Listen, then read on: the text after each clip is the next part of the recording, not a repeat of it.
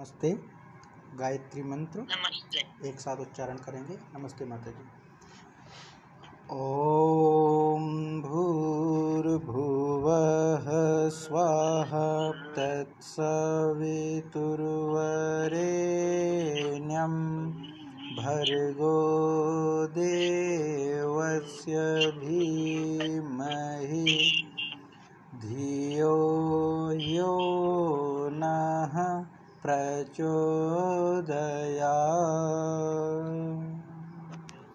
ॐ शान्ताकारं भुजगशयनं पद्मनाभं सुरेशं विश्वाधारं गगनसदृशं मेघवर्णं शुभांगं लक्ष्मीकान्तं कमलनयनं योगिभिर्ध्यानगम्यं वन्दे विष्णुं भवभयहरं सर्वलोकैकनाथम्। ॐ यं ब्रह्मा वरुणेन्द्ररुद्रमरुतः स्तुन्वन्ते दिव्यैः स्तवैर्वेदैः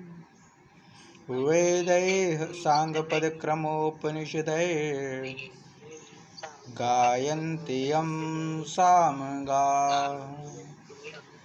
ध्यानावस्थिततद्गतेन मनसा पश्यन्ति यं योगिनो यस्यान्तं न विदुः सुरासुरगणा देवाय तस्मै नमः। देवाय तस्मै नमः। गीता माता ऑनलाइन कक्षा में आप सभी का हार्दिक अभिनंदन है, स्वागत है। आज से हम एक अध्याय आगे बढ़ते हुए द्वादश अध्याय अर्थात 12वें अध्याय का अभ्यास करेंगे, जिसका जो नाम है वह भक्ति योग नामक अध्याय है। इसमें हम भक्ति के विषय में समझेंगे।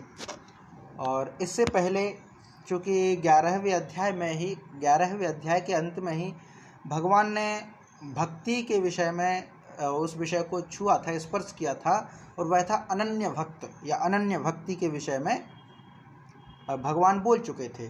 तो अब स्वाभाविक है कि अर्जुन के मन में अब भक्ति के विषय में प्रश्न उत्पन्न होंगे। तो अब जो प्रश्नों का समाधान होगा वह भक्ति योग नाम से जाना जाएगा। तो अब हम यहाँ से आरंभ करते हैं द्वादश अध्याय का। तो ओम श्री परमात्मने नमः। अथ द्वादशोऽध्यायः। अर्जुन उवाच। तो अब अर्जुन बोलते हैं। पहले अनन्य भक्ति के विषय में उन्होंने कह दिया, माने अनन्य भक्ति कैसी। तो भगवान ने पिछले श्लोक में जो है बताया था, एकादश अध्याय के श्लोक में, कि जो पुरुष मेरे कर्तव्यों का पालन करता है, मेरे ओर मुड़ा हुआ परायण है, मेरा भक्त है, आसक्ति से रहित है, संपूर्ण प्राणियों के प्रति वैर भाव से रहित है, वैर भाव नहीं है उसमें, वही अनन्य भक्ति युक्त पुरुष मुझको प्राप्त होता है। तो अब अर्जुन प्रश्न करते हैं, और प्रश्न क्या है? ये प्रश्न दो शाखाओं को एक साथ लेकर के चलता है। जब भक्ति की बात हम करते हैं तो भक्ति में दो शाखाएं प्रमुख हैं, भक्तों की भी दो शाखाएं हैं, जिसमें अर्जुन प्रश्न करते हैं। एक है निराकार और एक है साकार, सगुण भक्ति धारा और निर्गुण भक्ति धारा, दोनों का ही वर्णन यहाँ पर है। तो अर्जुन प्रश्न करते हैं, क्या कहते हैं? एवं सतत युक्ता ये भक्तास्त्वां पर्युपासते ये चाप्यक्षरं व्यक्तं तेषां के योगवित्तमाः। अर्थात क्या कहना चाह रहे हैं कि ये अर्जुन कहते हैं कि हे भगवान श्री कृष्ण, या हे मनमोहन अर्थात जो मन को मोहित हो, है ना, मन को मोहित कर देने वाला जो है मनमोहन।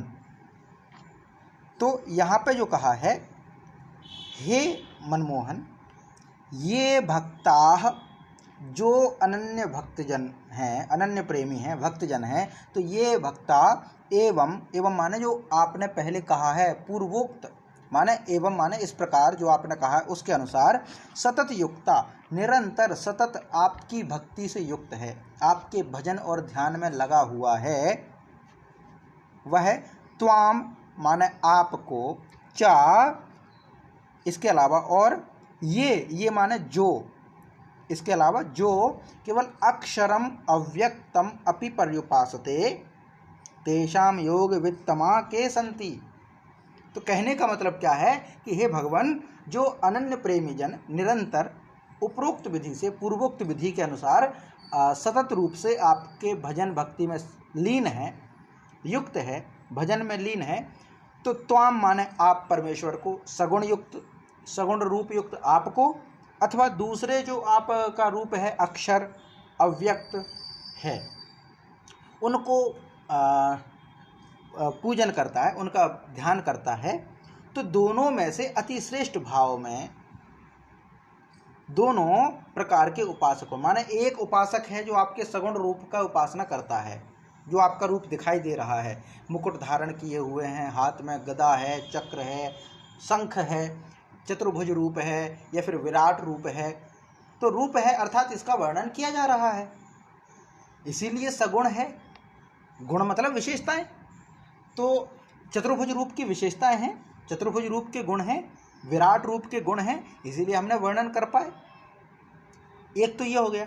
दूसरा, जो भक्त है, जो उपासक है, वह आपके अक्षर रूप की उपासना करता है, जो आपके अव्यक्तम, अव्यक्त माने जिसको व्यक्त नहीं किया जा सकता, जो निर्गुण है या निराकार है, उस ब्रह्म की उपासना करता है। तो दोनों में से अति श्रेष्ठ कौन है, दोनों में अति उत्तम योग वेत्ता कौन है, ये प्रश्न है। माने अर्जुन सीधे प्रश्न करते हैं भगवान से कि दो भक्ति धारा की दो धाराएं हैं, भक्ति की दो धाराएं हैं, एक सगुण और एक निर्गुण। तो कोई भक्त है, कोई उपासक है जो आपको सगुण रूप से उपासना करता है, आपके चित्र का प्रयोग करके उपासना करता है, आप में लीन रहता है, चतुर्भुज रूपधारी हैं आप, इनका चित्र बना करके, मूर्ति बना करके आपकी पूजा करता है, और सगुण रूप मानते हैं कि भगवान को ये मिठाई पसंद, जैसे भगवान श्री कृष्ण को मक्खन का प्रसाद लगता था, या इन और भी मोरपंख इनको प्रिय है। तो आपके गुणों को ध्यान में रख के आपकी प्रिय अप्रिय वस्तु का ध्यान रखता है, भोग लगाता है। एक तो वो उपासक है। दूसरा उपासक है जो कहता है कि ईश्वर तो निराकार है, अक्षर है, अविनाशी है, अव्यक्त है, एक वो उपासक है। तो दो उपासक हो गए, एक आपके सगुण रूप की उपासना करते हैं और एक आपके निर्गुण रूप की उपासना करते हैं। तो दोनों में से उत्तम योग वेत्ता कौन है, दोनों में से कौन ज़्यादा श्रेष्ठ मानते हैं आप, किसको ज़्यादा श्रेष्ठ मानते हैं, ये प्रश्न है, ये प्रश्न है यहाँ पे।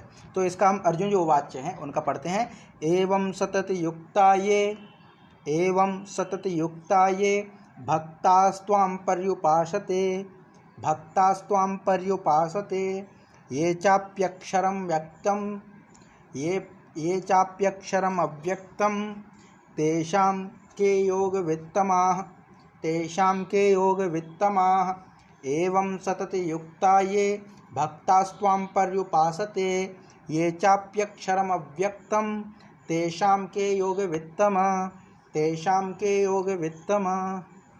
जी, इसका पाठ कीजिए माता जी, मधु माता जी।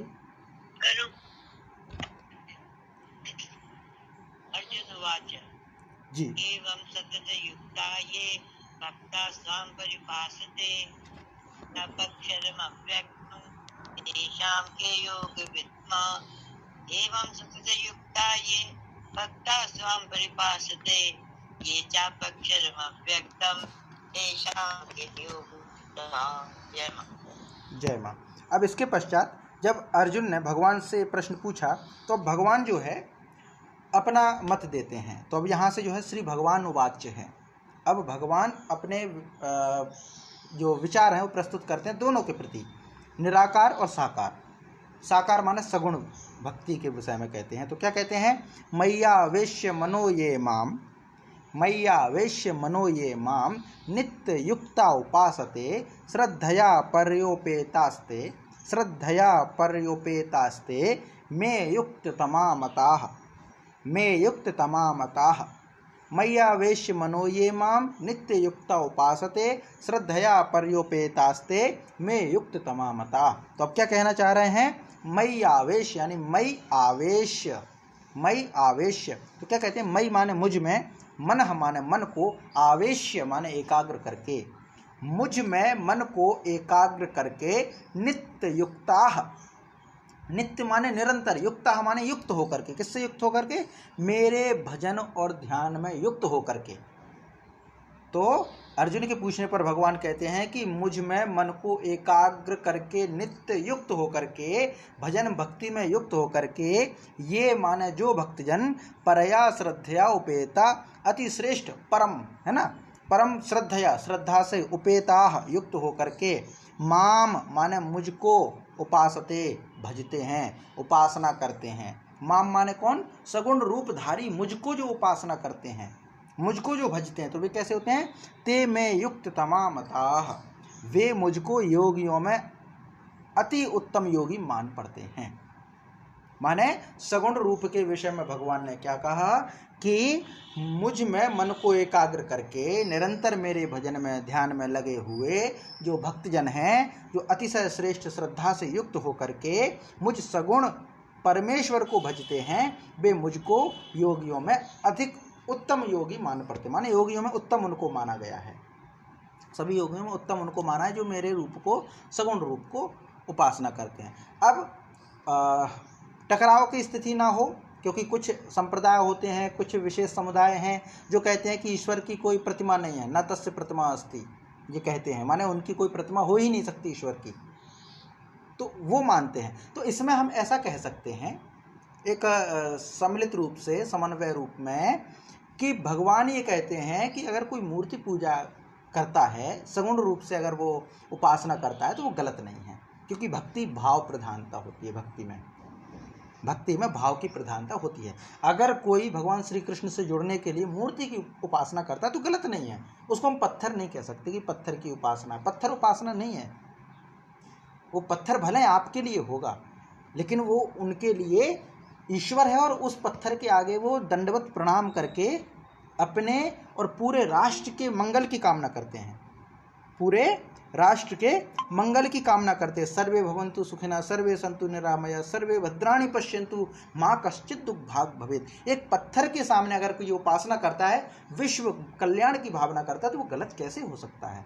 तो इसीलिए अगर कोई व्यक्ति सगुण भक्ति धारा के अनुसार किसी मूर्ति की उपासना करता है, तो हमें ये अधिकार नहीं है कि हम उसकी आलोचना करें। भगवान को वो प्रिय है, भगवान को वह प्रिय है।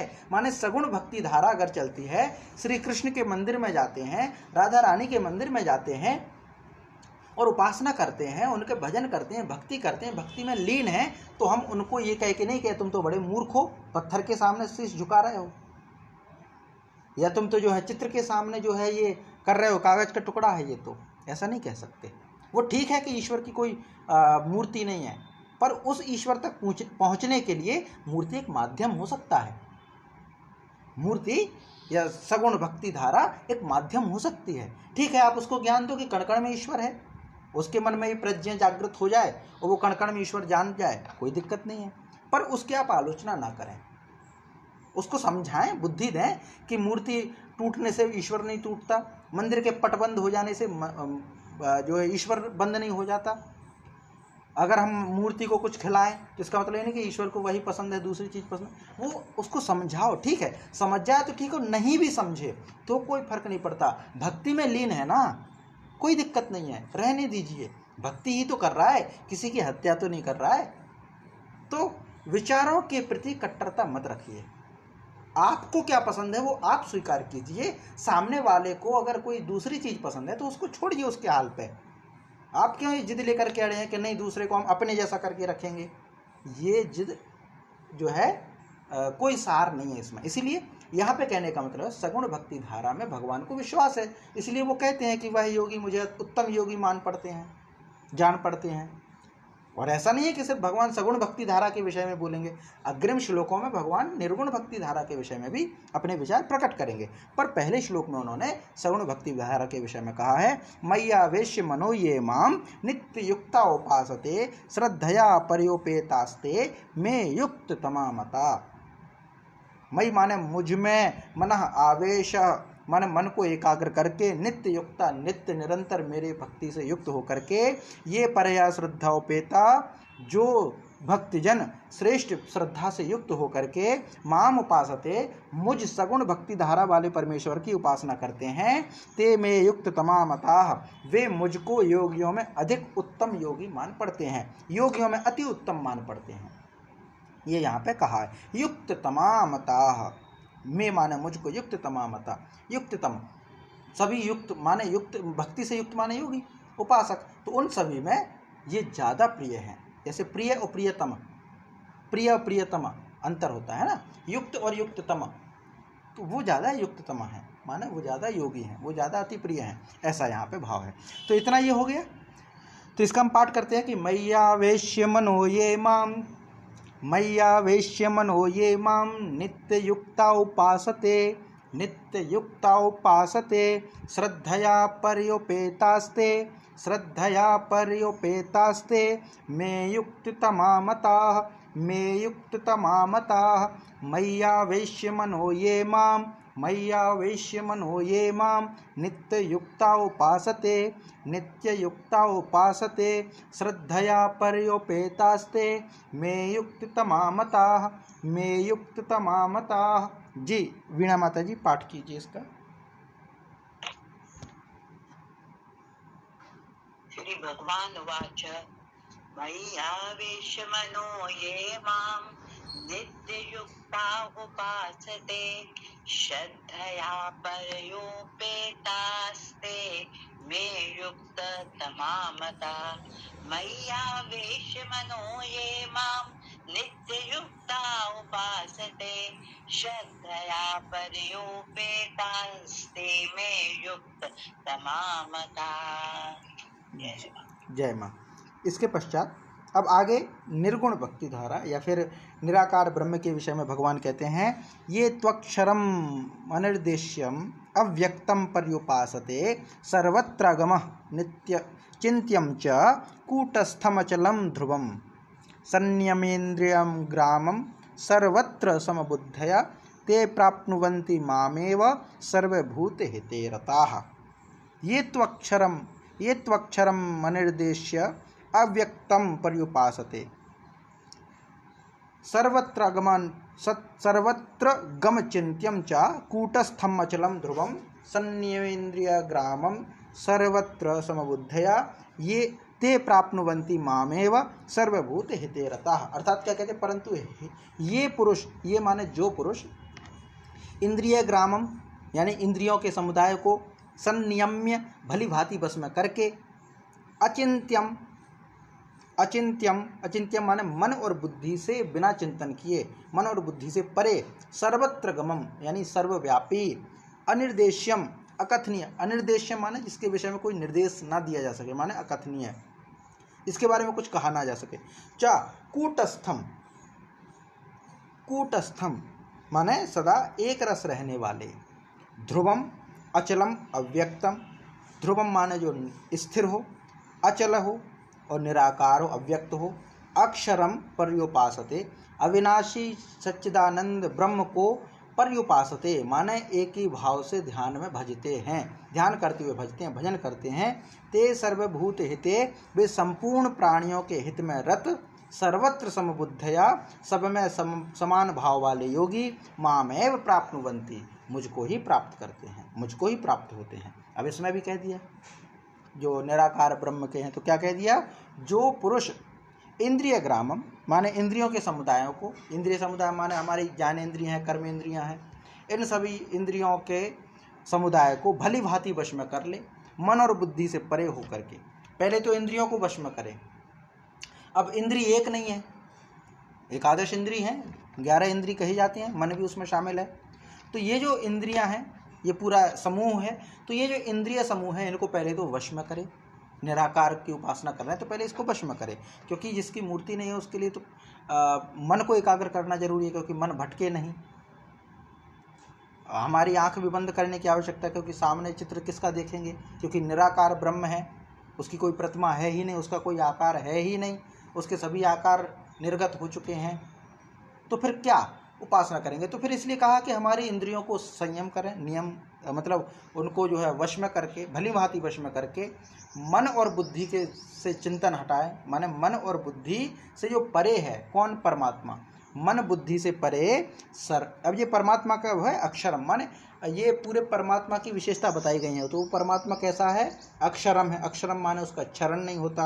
और वह कैसा? अव्यक्तम है, माने निराकार। अचलम ध्रुवम कूटस्थम अनिर्देश्यम सर्वत्र गमम अचिंत्यम, ये पूरा है। माने मन बुद्धि से परे जो परमात्मा है, जो सर्वत्र व्यापी परमात्मा है, जो अकथनीय स्वरूप है, जिसका अकथनीय माने चतुर्भुज रूप का तो हम वर्णन कर पा रहे हैं ना, लेकिन निराकार ब्रह्म तो अकथनीय है।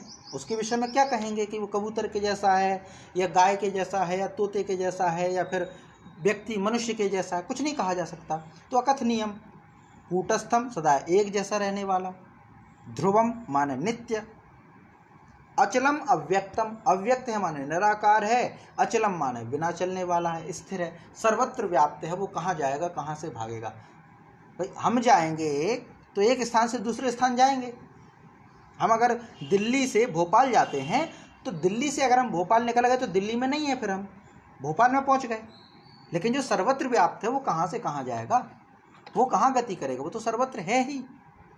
इसीलिए कहा है कि वो अचल है। जो सर्वत्र है वो अचल है, जो सर्वत्र है वो अचल है ना। जैसे समुद्र है, समुद्र का जल है, वो हिलोरे लेता है ना। बड़ी बड़ी लहरें आती हैं तो कहाँ जाती हैं लहरें? जहाँ जल नहीं है वहीं को तो जाती हैं, किनारे पर जाती हैं। इसका मतलब क्या है? जल का, समुद्र का किनारा है, इसीलिए किनारे की ओर बढ़ती हैं लहरें, इसीलिए उसमें गति हो रही है। पर जो बिल्कुल भरा पड़ा है, व्याप्त है, वो कहाँ गति करेगा? इसलिए वो अचल होगा, इसलिए वो नित्य होगा, इसलिए वो ध्रुव होगा, इसलिए निराकार होगा और अक्षरम होगा। ये कौन है? परमात्मा। तो निर्गुण परमात्मा की विशेषताएं हैं। निर्गुण परमात्मा की विशेषताएं कि उसके विषय में कोई कुछ नहीं कह सकता।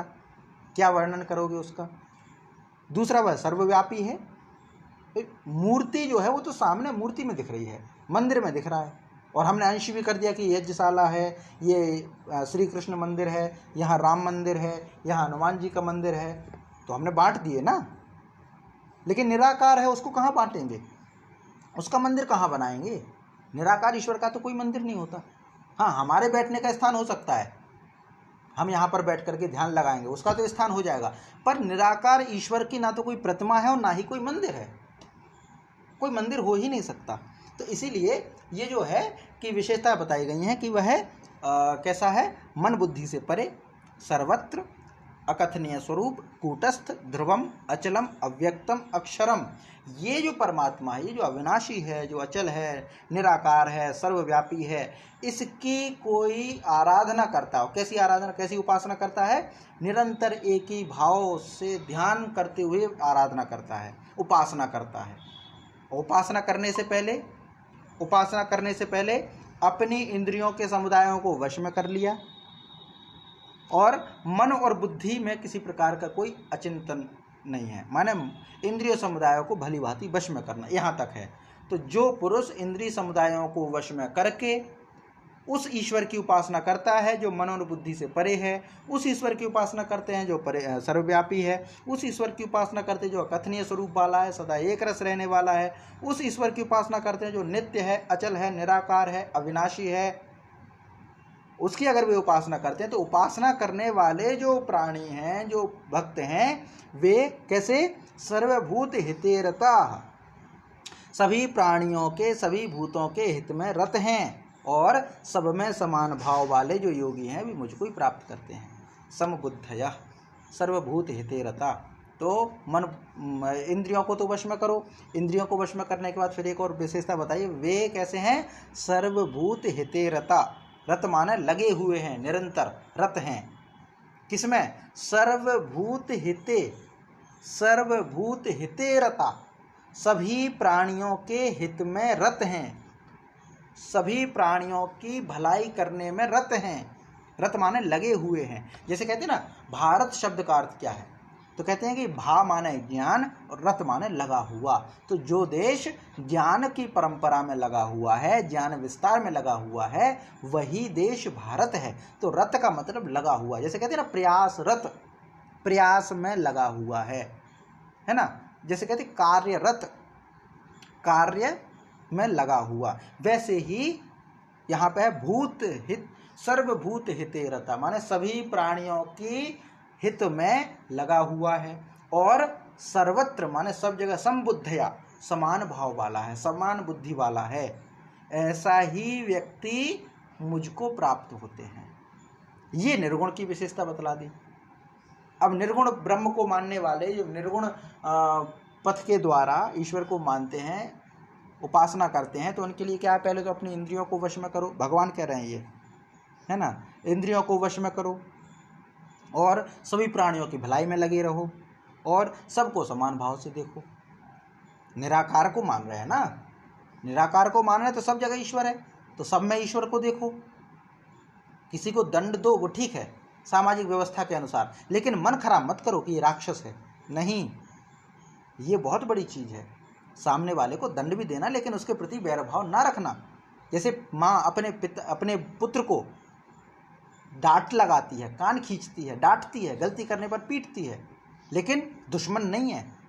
इसी प्रकार जो निराकार ब्रह्म की उपासना करते हैं, वह किसी सामाजिक अपराधी के प्रति थोड़ी क्रोध तो दिखा सकते हैं, लेकिन उसको दुश्मन नहीं मानेंगे, उसको राक्षस नहीं मानेंगे, उसके प्रति दया भाव रखेंगे कि ठीक है, छोटा बच्चा है, ना समझ है, सीख जाएगा। कोई अपराधी है, उससे ये कहेंगे भाई ठीक है, सीख जाएगा, उससे नफरत नहीं करेंगे। ये विशेषता होनी चाहिए। इसीलिए कहा सर्वत्र समबुद्धया, सभी जगह समान भाव वाले, सभी जगह समान भाव वाले। वो कोई बहुत बड़ा भक्त हो, दानी पुरुष हो, वो दिखाए कि मैं इतना बड़ा दानी हूँ, तो उसको देख करके भी मन स्थिर रहे, और किसी पापी को भी देख करके मन स्थिर रहे। किसी की प्रशंसा करें तो ठीक है, लेकिन इतनी प्रशंसा ना कर दें कोई अहंकार में इतना हो जाए। भाई माता पिता क्या होता है, गुरु क्या होता है, कई बार शिष्यों में भेद उस तरीके से नहीं कर पाते हैं, मतलब अच्छे शिष्य को हम ज़्यादा उसमें भाव में बह जाते हैं। कोई एक शिष्य है, बहुत अच्छा प्रदर्शन करता है, बहुत अच्छे नंबर लाता है, तो हमारा जुड़ाव उसके प्रति हो जाता है, जो कि नहीं होना चाहिए। भाई ठीक है, तुम अच्छा कर रहे हो, लेकिन जो गलत कर रहा है, जो कमज़ोर है, उसकी ओर भी ध्यान देना, ये पहला गुण होना चाहिए। क्योंकि अगर कोई नंबर कम लाया है, फेल हो गया, तो वो आपका शत्रु नहीं हो गया, वो आपका अपराधी नहीं हो गया, उस पर ध्यान देने की आवश्यकता है। और कोई 100 में से 99 नंबर लेके आया, 100 में से 100 नंबर लेके आया है, तो इसका मतलब ये नहीं कि सबका ध्यान हटा करके उसको ज़्यादा विशेष ध्यान दो, नहीं। यही यहाँ पे कहा, कोई बहुत अच्छा है और कोई बहुत बुरा है, सबके प्रति समभाव रखना, समबुद्धया समान बुद्धि रखना, समान भाव रखना, सर्वत्र माने सब जगह, यही विशेषता है उस भक्त की। तो यहाँ पे 2 श्लोकों में भगवान ने ये कहा है कि जो पुरुष इंद्रिय समुदायों को भली भांति बस में करके उस परमात्मा की आराधना करता है, जो मन बुद्धि से परे है, सर्वव्यापी है, जिसका स्वरूप अकथनीय है, सदा एक रस रहने वाला है, जो नित्य है, अचल है, निराकार है, अविनाशी है, ऐसे ईश्वर की उपासना में लगा हुआ है, सभी प्राणियों के हित में निरंतर रत है, सब जगह समान बुद्धि वाला भाव रखता है, ऐसा व्यक्ति मुझको प्राप्त होता है, या ऐसे व्यक्ति मुझको ही प्राप्त होते हैं। ये निराकार के प्रति भगवान ने कहा। तो इसका हम पाठ करते हैं कि ये त्वक्षरम निर्देश्यम अव्यक्तम पर्युपासते, ये त्वक्षरम निर्देश्यम अव्यक्तम पर्युपासते, सर्वत्र गम चिन्त्यम च कूटस्थम अचलम ध्रुवम संनियमेन्द्रियग्रामं सर्वत्र समबुद्धयः संनियम्येन्द्रियग्रामं सर्वत्र समबुद्धयः ये प्राप्नुवन्ति मामेव सर्वभूतहिते रता ये त्वक्षरम् अनिर्देश्यम् अव्यक्तं पर्युपासते, सर्वत्र गमचिन्त्यं च कूटस्थम् अचलं ध्रुवं संनियम्येन्द्रियग्रामं सर्वत्र समबुद्धयः ये ते प्राप्नुवन्ति मामेव सर्वभूतहिते रताः सर्वभूतहिते रताः। जी, इसका पाठ कीजिए माता जी। ये तो क्षर्म निर्देशम अव्यक्तम परिभाषते सर्वत्र गमचिन्त्यं च समचलं ध्रुवम्। ये तो क्षर्म निर्देश अव्यक्तं परिभाषते सर्वत्र गमचिन्त्यं च समचलं ध्रुवम्। संयम्येन्द्रियग्रामं सर्वत्र समबुद्धय ते प्राप्नुवन्ति मामेव सर्वभूतहिते रताः। संयम्येन्द्रियग्रामं सर्वत्र समबुद्धय ते प्राप्नुवन्ति मामेव सर्वभूतहिते रताः। जय मां। जय माँ। इसके पश्चात भगवान आगे फिर कहते हैं कि क्लेशोऽधिकतरस्तेषाम् अव्यक्तासक्तचेतसाम् अव्यक्ता ही गतिर्दुःखम देहवद्भिर्व्याप्यते वाप्यते। तो क्या कहते हैं, किंतु तेषाम माने उन अव्यक्तासक्त चेतसाम, अव्यक्त माने निराकार ब्रह्म में आसक्त चित्त वाले पुरुषों के क्लेश तरह परिश्रम विशेष है। क्लेश अधिकतरः परिश्रम अधिक है ही माने क्योंकि देहावद्भि माने देहाभिमानियों के द्वारा अव्यक्तता यानी अव्यक्त विषयक गति दुखम अवाप्यते, दुख पूर्वक प्राप्त होती है। गति दुख पूर्वक प्राप्त होती है। तो कहना क्या चाह रहे हैं भगवान? कहना ये चाह रहे हैं कि सगुण भक्ति धारा की अपेक्षा निर्गुण भक्ति धारा अधिक कठिन है, अधिक कठिन है, क्योंकि सर्वत्र ईश्वर का स्मरण कर पाना कठिन होता है। हर जगह ईश्वर का चिंतन हम नहीं कर सकते, इसलिए मंदिर बना दिया। मतलब हम जो है हर जगह ईश्वर का चिंतन नहीं कर सकते, मुश्किल होती, इसलिए मंदिर बना दिया सरलता के लिए कि भाई ठीक है, मंदिर में जब जाएंगे तब तो ईश्वर का ध्यान आएगा। पर इसका मतलब ये नहीं कि ईश्वर है नहीं बाहर। तो निराकार ईश्वर को जो दिखता ना हो, माने सामने गाय दिख रही है लेकिन उस गाय में भी ईश्वर को देख पाना बड़ा मुश्किल होता है। सामने चोर दिख रहा है लेकिन उस चोर में भी ईश्वर देख पाना, सामने एक सुअर दिख रहा है उसमें भी ईश्वर देख पाना, सामने बहुत सारी गंदगी दिख रही है, अच्छाई दिख रही, बुराई दिख रही, सब में ईश्वर को देख पाना यानी निर्गुण है, तो सब में ईश्वर को देख पाना थोड़ा कठिनतर है। इसीलिए कहा है कि तेषाम माने किसमें, उन पुरुषों को, उन पुरुषों में कौन से, तो जो अव्यक्त आसक्त चेतसाम, जिनका चित्त अव्यक्त के प्रति आसक्त है, माने जो अव्यक्त परमेश्वर के प्रति अपने चित्त को लगाए हुए हैं, उन पुरुषों के साधन में क्लेश अधिकतरः परिश्रम अधिक है। माने जो निराकार भक्ति की ओर गमन करते हैं, जो निराकार भक्ति मानते हैं, उनके लिए निराकार भक्ति थोड़ी कठिन है, अधिक परिश्रम वाली है। क्योंकि देहाभिमानियों के द्वारा, माने जो देह का वर्ण किए हुए हैं, देह धारण किए हुए हैं, वह अव्यक्ता गतिम दुखम अवाप्यते, अव्यक्त विषय में गति प्राप्त करना दुर्लभ है, थोड़ा कठिन है, दुखपूर्वक है। मनुष्य शरीर में रह करके किसी एक ऐसे विषय में जिसका कोई अस्तित्व ना दिखे, उसके प्रति चिंतन करना थोड़ा मुश्किल होता है। जैसे आप किसी को आम की जानकारी तो दे दोगे, कोई सामान्य व्यक्ति, कोई सामान्य किसान है, उसको आम क्या होता है ये तो आप बतला दोगे, लेकिन दया क्या होती है ये बतलाना थोड़ा मुश्किल होता है, ये बतलाना थोड़ा मुश्किल होता है।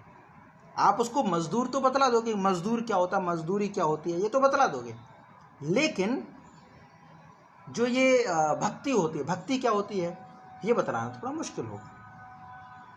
माने जिसका कोई अस्तित्व ना हो उस विषय को, एक इसके लिए शब्द प्रयोग होता है सबसे अच्छा मूर्त और अमूर्त, बहुत अच्छा प्रयोग यहाँ पे आएगा उस शब्द का, एक मूर्त और एक अमूर्त। मूर्त माने जिसका कोई स्ट्रक्चर हमारे सामने है वो तो मूर्त है, और अमूर्त माने जिसका कोई स्ट्रक्चर ही ना हो, जिसकी कोई मूर्ति ही ना हो, वह कैसे समझाएंगे, कैसे एक्सप्लेन करेंगे हम।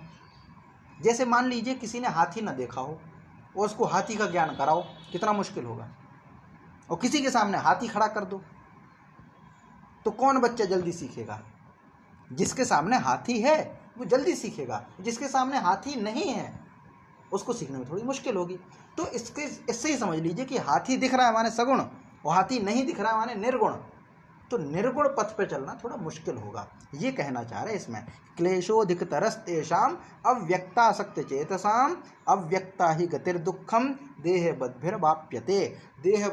देहाभिमानियों द्वारा ऐसा कहा गया है कि अव्यक्त विषय में गति थोड़ा दुखतर होती, दुखमय होती। दुख होता माने दुख से मतलब क्या, कष्ट नहीं, तकलीफ नहीं होती, पर थोड़ा कठिनाई होती है, थोड़ी कठिनाई होती है, क्योंकि जिसका चित्र ही नहीं दिख रहा है, जिसका चित्र ही नहीं दिख रहा है उसको हम क्या समझाएंगे। इसको ऐसे समझिए, कोई एक ऐसा प्राणी है जो है, हमें दिखता है इस रूम में है, लेकिन हमें दिख नहीं रहा है। जैसे अगर आपने एक फिल्म देखी हो, कौन सी है, लगे रहो मुन्ना भाई, संजय दत्त की है, उसमें गांधी जी का रूप आता है सामने। तो संजय दत्त को तो गांधी जी दिख रहे हैं, लेकिन उसका जो साथी है, जो उसके दोस्त की भूमिका निभाता है, उसका नाम ध्यान नहीं आ रहा है, वो जो है उसको गांधी जी नहीं दिख रहे हैं। तो वो गांधी जी को समझा रहा है, पर गांधी जी का पता नहीं कि कहाँ किस दिशा में है, किस दिशा में है, समझ में नहीं आ रहा है उसको। तो यही स्थिति है कि निर्गुण को समझ पाना, जो दिख ही नहीं रहा है उसको समझ पाना, और जो दिख रहा है उसको तो समझाना बहुत आसान है।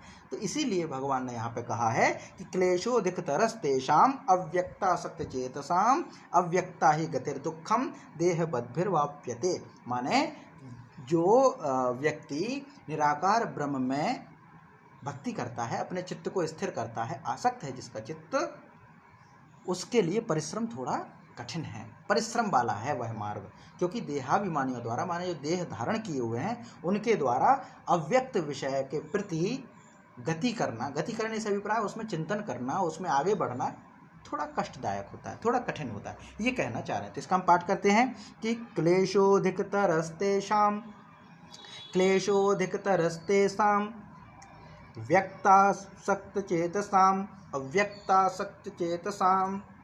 अब ये पूरा एक पद है, ऊपर वाला जो देख रहे हैं आप, क्लेशोधिकतरस्तेषाम् व्यक्तासक्तचेतसाम्, ऐसे पढ़ा जाएगा अगर पूरा पढ़े, क्योंकि एक पूरा पद है, ये पूरा एक शब्द है। तो इसको क्लेशोधिकतरस्तेषाम् व्यक्तासक्तचेतसाम् अव्यक्ता ही गतिर्दुःखम देहबद्भिर्वाप्यते। क्लेशोधिकतरस्तेषाम् व्यक्तासक्तचेतसाम् अव्यक्ता ही गतिर्दुःखम देहवद्भिर्वाप्यते। देहवद्भिर्वाप्यते, अव्यक्ता ही गतिर्दुःखम देहवद्भिर्वाप्यते। जी, इसका पाठ कीजिए माता जी। क्लेशोधिकतरस्तेषाम् अव्यक्तासक्तचेतसाम् अव्यक्ता हि गतिर्दुःखम् देहवद्भिर्वाप्यते। क्लेशोधिकतरस्तेषाम् अव्यक्तासक्तचेतसाम् अव्यक्ता हि गतिर्दुःखम् देहवद्भिर्वाप्यते। जय मां। इसके पश्चात फिर भगवान आगे कहते हैं कि सगुण, अब जो है उसमें क्या कहते हैं कि ये तु सर्वाणि कर्माणि मयि सन्न्यस्य मत्पराः अनन्येनैव योगेन मां ध्यायन्त उपासते।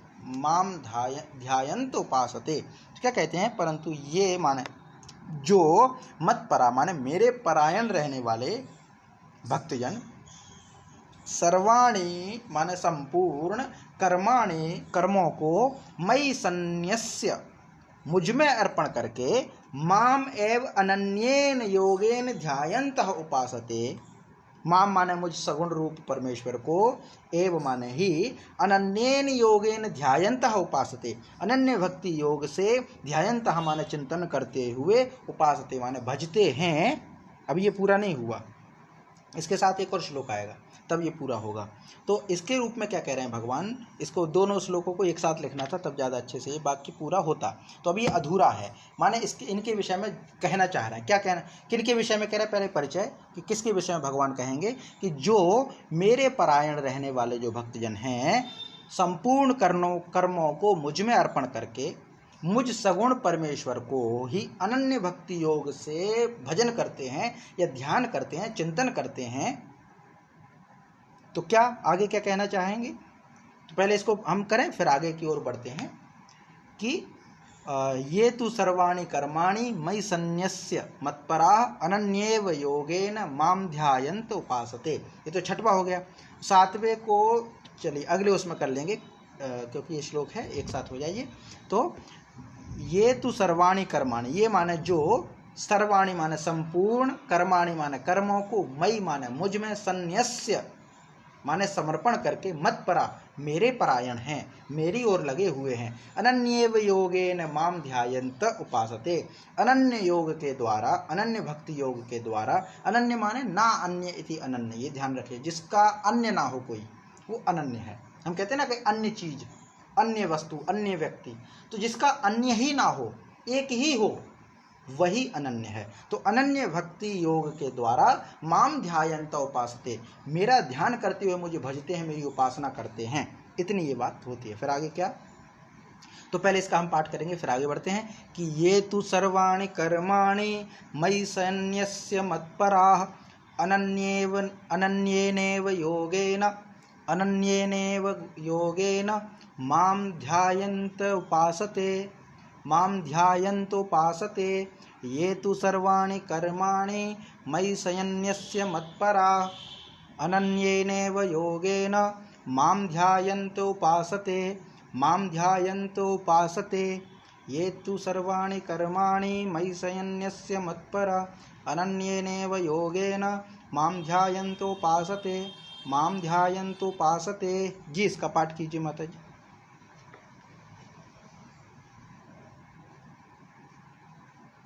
ये तु सर्वाणि कर्माणि मयि सन्न्यस्य मत्पराः अनन्येनैव योगेन मां ध्यायन्तुपासते।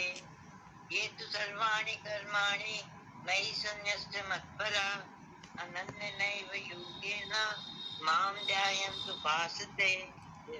जय माँ। इसके पश्चात फिर तुरंत सातवां जो है उसके अनुसार क्या कहना चाह रहा है? तेषाम अहम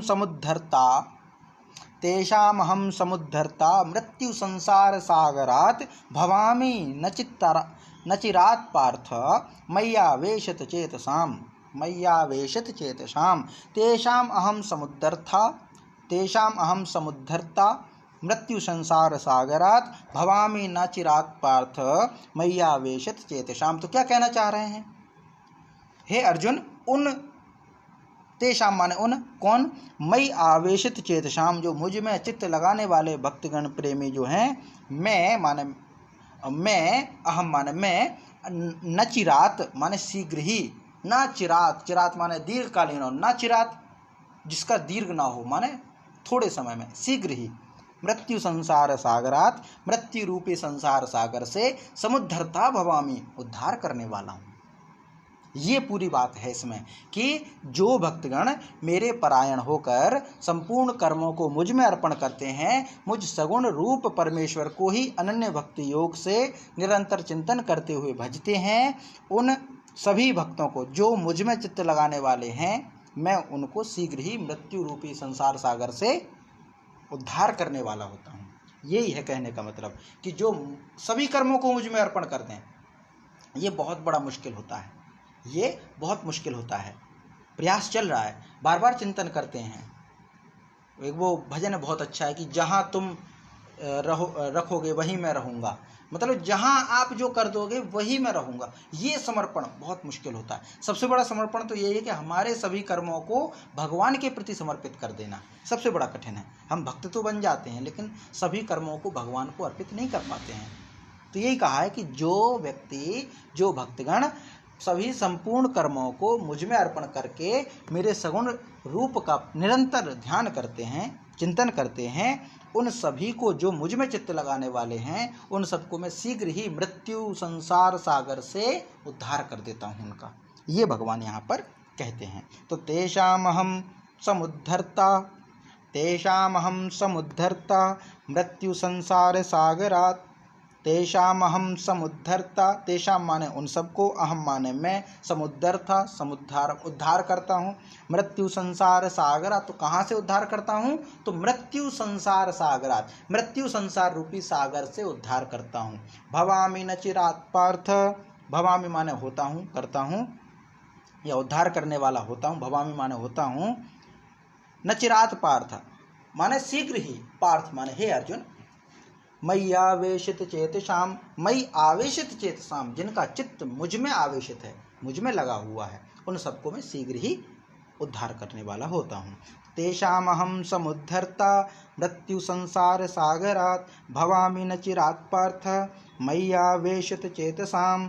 तेषामहं समुद्धर्ता मृत्यु संसार सागरात्, भवामि न चिरात् पार्थ मयि आवेशित चेतसाम, मयि आवेशित चेतसाम। जी, इसका पाठ कीजिए माता जी।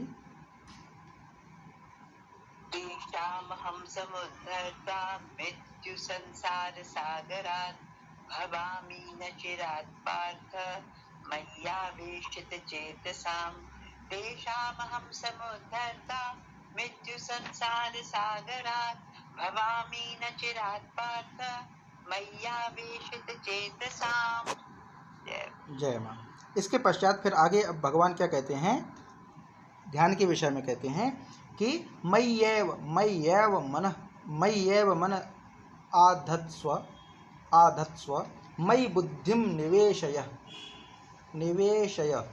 निवेशयसि मय्येव अत ऊर्ध्वं न संशयः। मय्येव मन आधत्स्व मयि बुद्धिं निवेशयसि मय्येव अत ऊर्ध्वं न संशयः। तो क्या कहते हैं, इसलिए है अर्जुन, क्योंकि पहले कह चुके हैं कि जो जिसका चित्त मुझ में लगा हुआ है, तो अब क्या कहेंगे, मयि माने मुझ में, मनः माने मन को, आधत्स्व माने लगा, मुझ में मन को लगा, मयि एव बुद्धिम निवेश्य, मुझ में ही बुद्धि लगा, अतः माने इसके, ऊर्ध्वम माने उपरांत, तू मयि एव निवसिष्यसि माने मुझ में ही फिर तुम निवास करोगे, इति संशयः न, इसमें कोई संशय नहीं है। अर्जुन को यही कहा है कि तुम क्या करो, अपने मन को मुझ में लगाओ, अपनी बुद्धि को मुझ में लगाओ। इसके बाद जब होगा, पहले मन को मुझ में लगाओ, बुद्धि को मुझ में लगाओ, उसके बाद जो होगा तो क्या होगा, तुम मुझ में निवास करोगे, सर्वत्र मैं ही मैं दिखाई दूंगा। बस अपने मन को मुझ में लगाओ, है ना। लगन तुमसे लगा बैठे, जो होगा देखा जाएगा, इस प्रकार का लगन लगा लो मुझसे, अपनी बुद्धि को मुझ में लगा दो, इसके उपरांत जो भी होगा देखा जाएगा, माने तुम मुझ में ही निवास करोगे, इसमें कोई संशय नहीं है। तो अगर भगवान में निवास करना है, भगवान के हृदय में बैठना है, तो क्या है, अपने मन को संसार में ना भटकाते हुए ईश्वर के ध्यान में लगाइए, अपनी बुद्धि को ईश्वर के ध्यान में लगाइए। तो कई बार हम क्या सोचते हैं, मन को भगवान में लगाना है, बुद्धि को भगवान में लगाना है, तो कुछ करो ही मत। भाई भगवान ने ये कहा है, भगवान ने तो ये कहा है कि अपने मन को मुझ में लगाओ, भगवान ने ये कहा अपनी बुद्धि को मुझ में लगाओ, पर ये तो नहीं कहा कि तुम बुद्धि चलाओ ही मत, या मन का कोई काम ही मत करो। यही तो नहीं कहा कि तुम अपने अकर्मण्य होकर के बैठ जाओ, ऐसा तो नहीं कहा। तो जो भी काम करो भगवान को बताओ, अपने मन में भगवान को प्रतिष्ठित करो, अपने मन को बार बार भगवान से प्रेरित करो, तो कभी आप गलत काम नहीं करोगे।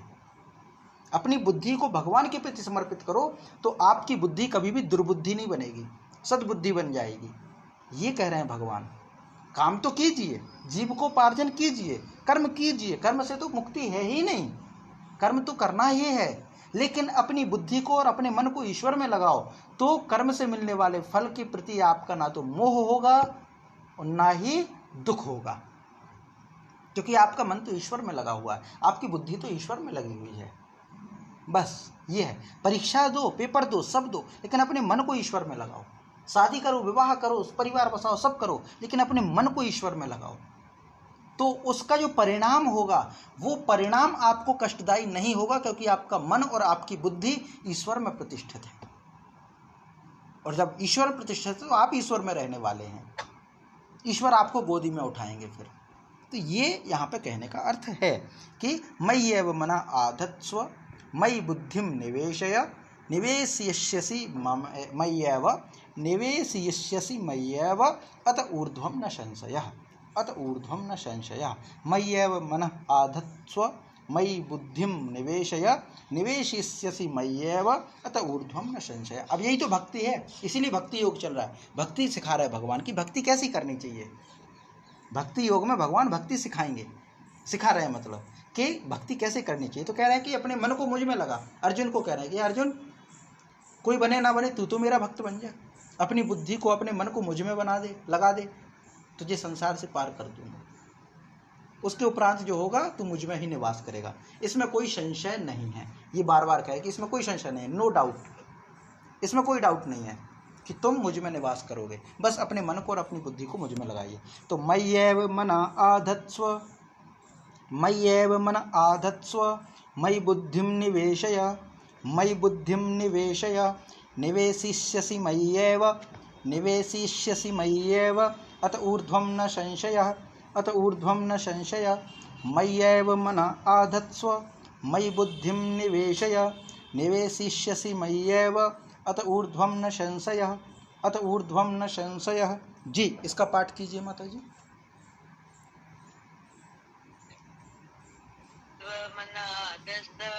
मयि बुद्धिं निवेशय निवेशिष्यसि मय्येव अत ऊर्ध्वं न संशयः। मय्येव मनाधत्त मयि बुद्धिं निवेशय निवेशिष्यसि मय्येव अत ऊर्ध्वं न संशयः। जय मां। अब इसके पश्चात जो है वो अभ्यास से भगवत प्राप्ति, ये जो है आगे का हम अगली कक्षा में करेंगे। आज हम यहीं तक रखते हैं, शेष जो है वो कल आरंभ करेंगे। जी तो ठीक है, समापन करते हैं, शांति पाठ करते हैं। ओम सहनाववतु सहनौ भुनक्तु सह वीर्यं करवावहै तेजस्विनावधीतमस्तु मा विद्विषावहै। ओम शांति शांति शांति। जी नमस्ते माता जी, प्रणाम।